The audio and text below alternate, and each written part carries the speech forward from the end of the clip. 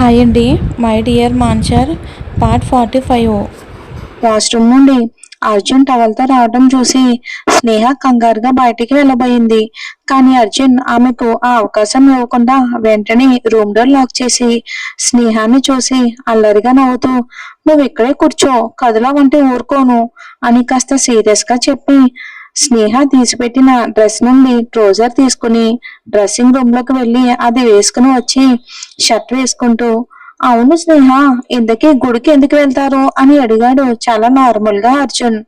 అర్జున్ ప్రశ్నకు స్నేహకు ఏ గాడ్ కేసో తల కొట్టుకోవాలో అర్థం కాలేదు. కానీ అంతలోనే అర్జున్ పెరిగిన వాతావరణం వలన అతనికి ఇలాంటివేమీ తెలియదు కదా అని రియలైజ్ అయిన మరో క్షణం తనని తానే తిట్టుకుని అర్జున్ కి తనేదో చెప్పేలోగా అర్జున్ ఆమె మాటలకి అడ్డుపడి, అసలు నిజంగా దేవుడు ఉన్నాడా స్నేహ అని అడిగాడు షర్ట్ బటన్స్ పెట్టుకుంటూ అర్జున్ స్నేహను. ఆ ప్రశ్నకు స్నేహ నవ్వుతూ, ఎవరి నమ్మకం వాళ్ళది అర్జున్ గారు.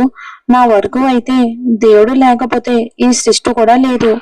ఆయన ఉన్నాడు కాబట్టి ప్రతి మనిషి సహనాన్ని ఓర్పును పరీక్షిస్తూ ఆయన పెట్టే జీవితం అనే పరీక్షలో విజయం సాధిస్తే ఎవరి అర్హతకు తగ్గ బహుమానాన్ని వాళ్ళకి తప్పకుండా ఇస్తాడు అనింది. ఆమె మాటలకి హెయిర్ సెట్ చేసుకుంటున్న అర్జున్ స్నేహ ముందుకొచ్చి నిలబడి ఆమె భుజాలు పట్టుకుని, మరి చిన్నప్పటి నుండి అన్ని కష్టాలు అనుభవించిన నీకు నువ్వింతగా నమ్ముతున్న ఆ దేవుడు ఏమిచ్చాడు స్నేహ అని అడిగాడు అర్జున్ కాస్త కోపంగా. అర్జున్ కోపంగా అడిగినా అలా అడుగుతున్నప్పుడు అతని కళ్ళల్లో మొహాన్ని తన దోసిట్లోకి తీసుకుని ప్రేమగా అతని నుదుటిపై ముద్దు పెట్టి, నేను ఎన్ని కష్టాలు అనుభవించినా అసలు వెలకట్టలేని మిమ్మల్ని నా జీవితంలోకి పంపించాడు కదా, మీరే నాకు దేవుడిచ్చిన గొప్ప బహుమానం అర్జున్ గారు అని చెప్పింది. కళ్ళల్లోనే అర్జున్ మీదున్న ప్రేమనంతా నింపుకుని స్నేహ. ఆమె మాటలకి అర్జున్కి కళ్ళల్లో సన్నటి కన్నీటి పొర ఏర్పడడంతో భావోద్వేగంగా స్నేహను తన గుండెలకు హత్తుకుని మౌనంగా ఉండిపోయాడు అర్జున్. స్నేహ కూడా సంతోషంగా అతని చుట్టూ చేతులు బిగించి తన ప్రియమైన భర్త కౌగిట్లో సేద తీరుతూ ఉండగా అర్జున్ని డిస్టర్బ్ చేస్తూ అతని మొబైల్ రింగ్ అవటంతో స్నేహ అర్జున్ నుండి దూరం జరగబోయింది. కానీ అర్జున్ ఆమెకు ఆ అవకాశం ఇవ్వకుండా తనని అలానే పొదివి పట్టుకుని పాకెట్ లో ఉన్న మొబైల్ బయటకు తీసి చూశాడు. స్క్రీన్ మీద లోకేష్ అంకులని ఉండేసరికి అప్పటి వరకు ఉన్న సంతోషం అంతా ఆవిరైపోయినట్టు అనిపిస్తూ ఉంటే చిరాకులో చేతిలో ఉన్న మొబైల్ ని విసిరిపోయాడు అర్జున్.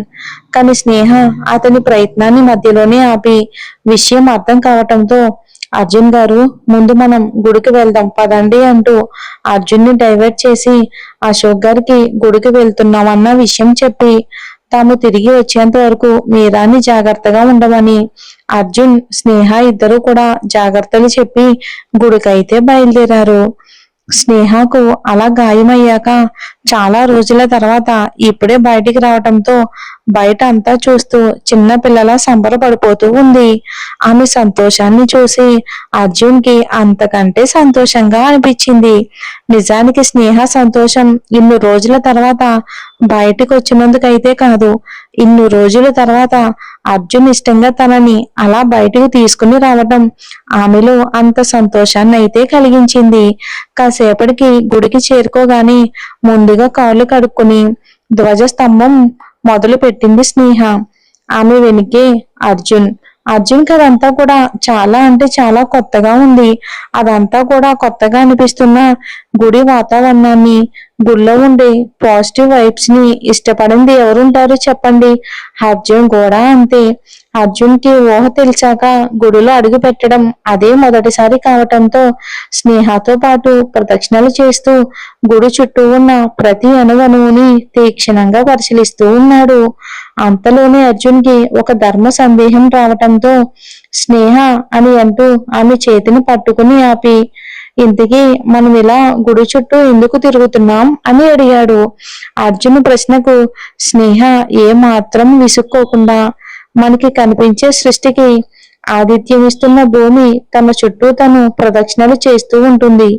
భూమి ఇలా ప్రదక్షిణలు చేయటం వలన దానికి శక్తి వచ్చిందా, లేక శక్తిని నిలబెట్టుకోవడం కోసం ప్రదక్షిణలు చేస్తుందా అని అనేది పక్కన పడితే మొత్తం మీద ప్రదక్షిణలు చేయకుండా ఉన్న మరుక్షణం ఏదైనా జరగచ్చు.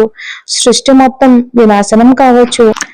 అలాగే సూర్యుని చుట్టూ భూమి ప్రదక్షిణం చేస్తుంది.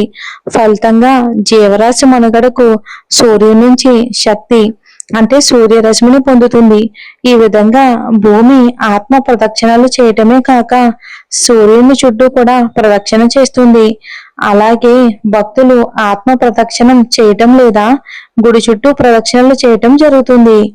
ఇక ఇలా భ్రమణం చేయటం ద్వారా మన జ్ఞానానికి అతీతమైన శక్తిని దేవుడి నుంచి మనం పొందుతాము. ఇలా మనసుకు శరీరానికి కూడా మేలు చేస్తుంది. తద్వారా మనిషికి ప్రశాంతత జ్ఞానం పెరుగుతాయని పెద్దల నమ్మకం. అందుకే ఇలా అంటూ తనకు తెలిసింది చెప్పింది స్నేహ. అదంతా విన్న అర్జున్ స్నేహను మురిపెమ్మగా చూస్తూ దగ్గరకు తీసుకోబోయాడు. కానీ స్నేహ కళ్ళతోనే వరించడంతో తామున్నది గుళ్ళోనని, I'm proud of you my wife అని అంటూ ఆమె సమాధానానికి గర్వంగా ఫీల్ అయ్యాడు అర్జున్. అర్జున్ మాటలకి సిగ్గుపడుతూ ముందుకు కదిలింది స్నేహ. ప్రదక్షిణలు పూర్తి కావటంతో గుళ్ళోకి వెళ్లి దేవుడి దర్శనం చేసుకుని నమస్కరించుకుంటున్న స్నేహకు ఎలా ఉన్నావమ్మా స్నేహ అని అన్న ప్రశ్న వినిపించడంతో కళ్ళు తెరిచిన స్నేహకు తనకి బాగా పరిచయం ఉన్న అర్చకులు నవ్వుతూ కనిపించడంతో బాగున్నాను పంతులు గారు అని అంటూ ఆయనకి అర్జున్ని పరిచయం చేసి ఇంట్లో వాళ్ళందరి పేర్ల మీద అర్చన చేయమని చెప్పింది. ఆయన అర్చన చేసి హారతి ఇవ్వడంతో అర్జున్ స్నేహ చేస్తున్నట్టే హారతిని కళ్ళకద్దుకుని బొట్టు పెట్టుకోబోతూ ఉంటే బాబు ముందు మీ అర్ధంగి పాపిట్లో నింపు బాబు అని అనడంతో నవ్వుతూ స్నేహ పాపిట్లో కుంకుమ దిద్ది తను కూడా నుదుటిన కుంకుమ పెట్టుకున్నాడు. ఇంతలో స్నేహ అర్జున్ గారు మీరు ఇక్కడే ఉండండి, నేను వెళ్ళి నవగ్రహాలకు ప్రదక్షిణలు చేసి వస్తాను అని వెళ్ళింది. ఆమె అలా వెళ్ళగానే అర్జున్ ఆమె వైపే మురిపెంగా చూస్తూ ఉండడంతో అర్జున్ని గమనించిన ఆ అర్చకులు చిన్న చిరునవ్వుతో మీది ప్రేమ వివాహమా బాబు అని అడిగారు. ఆ ప్రశ్నకు అర్జున్కి ఒక్కసారిగా వాళ్ళ పెళ్లి జరిగిన సందర్భం గుర్తుకు రావటంతో ఆయనకేం సమాధానం చెప్పలేక మౌనంగా ఉండిపోయాడు. దాంతో ఆయనే మళ్ళీ మాట్లాడుతూ అది ఏం లేదులే బాబు, మీ ఇద్దరిని చూస్తూ ఉంటే ఎప్పటి నుండో ప్రేమించుకుని ఇప్పుడే పెళ్లి చేసుకున్న కొత్త జంటలా అనిపిస్తున్నారు.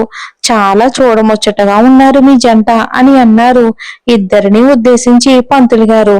ఆయన మాటలకి అర్జున్ చిన్న చిరునవ్వు నవ్వటంతో 3 నెలల క్రితం అనుకుంటా నీకు ఒంట్లో బాగోలేనప్పుడు ఆ అమ్మాయి నీ కోసం ఎంతగా తప్పించిందో చూసిన నాకే చాలా బాధగా అనిపించింది బాబు. నీ కోసం దేవుణ్ణి మొక్కని మొక్కంటూ ఏదీ లేదు. ఆ అమ్మాయి చాలా నలిగిపోయింది. అర్జున్కి చికెన్ పాక్స్ వచ్చినప్పుడు స్నేహ గుళ్ళో చెల్లించిన మొక్కులు, చేసిన పూజలు, ఉపవాసాలు అన్ని చెప్పారు. ఆ అమ్మాయి బాధలో కూడా నీ మీద ప్రేమ కనిపిస్తూ ఉంటే అంతటి అదృష్టవంతుడివి ఒక్కసారైనా చూస్తే చాలు అనుకున్నాను నేను. నిన్ను చూశాక నువ్వే కాదు ఆ అమ్మాయి కూడా అదృష్టవంతురాలే అని నాకు అర్థమయ్యింది. ఎప్పటికీ ఇలానే సంతోషంగా ఉండండి బాబు అని మనస్ఫూర్తిగా ఇద్దరిని దీవించి ఆయన లోపలికి వెళ్ళిపోయారు. ఆయన చెప్పిందంతా విన్న అర్జున్కి తన మొదట్లో స్నేహను ఎంత చేదరించుకున్నా ఆమె మాత్రం తనని అప్పటి నుండి ఇంతగా ప్రేమించి తన కోసం ఆమె ఎంత నొప్పించుకుందో అర్థం కాగానే అర్జున్ మనసు చాలా భారంగా అయిపోయింది. ఆ భరించలేని బాధలో కళ్ళల్లో నీళ్లు తిరుగుతూ ఉంటే అప్పటి తన కఠినమైన ప్రవర్తన కళ్ళ ముందు కదలాడుతూ ఉంటే ఇక కాళ్ళల్లో సత్తువ తగ్గిపోయినట్లుగా కనీసం నిలవలేకపోయాడు అర్జున్. అసలు లోకేష్ గారు మళ్ళీ ఎందుకు అర్జున్ కి కాల్ చేస్తున్నట్టు? ఇప్పుడు మరి అర్జున్ రియాక్షన్ ఎలా ఉండబోతుంది అని అనేది మనం వచ్చే ఎపిసోడ్ లో చూద్దాం.